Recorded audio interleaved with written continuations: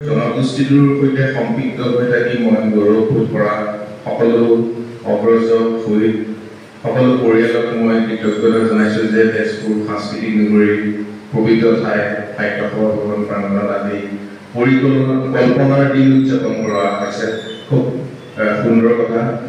আৰু এটা কবিতা পাঠৰ বাবে মোক আমন্ত্ৰণ কৰিছে। মই কবিতা পাঠটো কৰিম।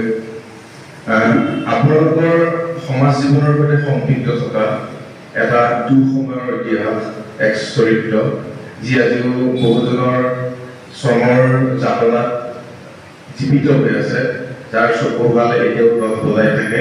আপোনালোকৰ সমাজ বিৱৰ্তনত তেওঁক মই সোঁৱৰি কবিতাটো আবৃত্তি কৰাৰ প্ৰয়াস কৰিম। আপোনালোকে জানে ৰূপহী মালতী মেলে, ৰূপহী মালতী মেলে মংগী।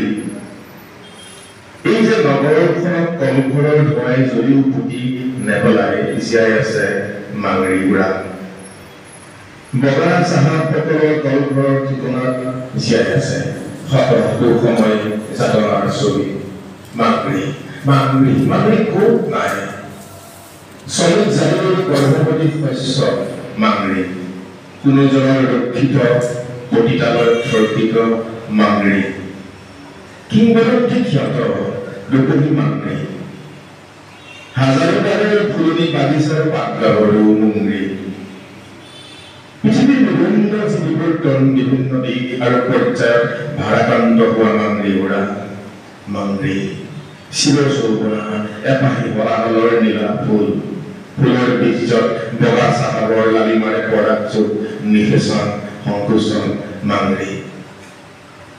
মাংৰিয়ে বুজি পায় বনবাসীৰ যাতনা, বুজি পাইছে বগা চাহাত নাৰাজ হোৱাৰ কাৰণ, আৰু ৰেতিবৰ গৰ্ভত চিতলোৱা সন্তানে কঢ়িয়াই ফুৰা বিপন্ন মাতৃত্বৰ বোজা পৰিছে।